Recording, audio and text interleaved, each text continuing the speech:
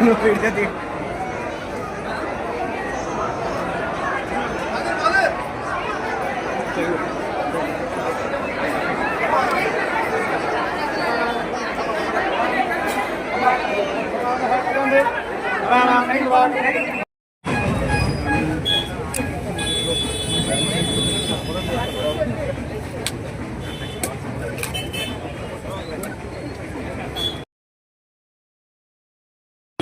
అందరికి కూడా తెలుసు, ఢిల్లీ ఈ మధ్య చాలా ఎక్కువగా తరచుగా వెళ్లాల్సినటువంటి పరిస్థితి వస్తుంది భారత్ పాక్ యుద్ధం వల్ల.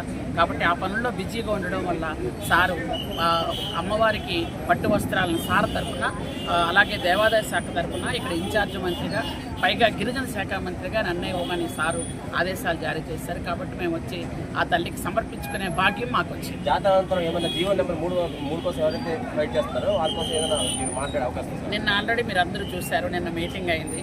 మీటింగ్ అయిన తర్వాత నేను మార్నింగ్ రావడం కూడా జరిగింది. మీకు అందరికీ తెలుసు, నిన్ననే సార్తో మాట్లాడడం జరిగింది. జీవో నెంబర్ 3 గురించి చంద్రబాబు నాయుడు గారు ఆ రోజు ఏ మాట చెప్పారు, ఈరోజు అదే అంటున్నారు.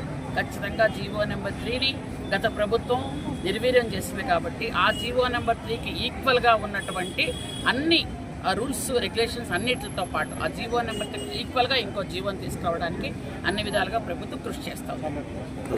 మన మన్యం వార్తా విశేషాలను వీక్షించేందుకు మన మన్యం న్యూస్ యూట్యూబ్ ఛానల్ని సబ్స్క్రైబ్ చేసుకోండి. అలాగే మీ ఫ్రెండ్స్ అండ్ ఫ్యామిలీ మెంబర్స్కి షేర్ చేయండి. అలాగే లైక్ చేయండి, కామెంట్ చేయండి.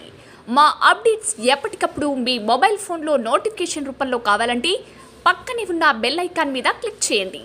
Thank you for watching.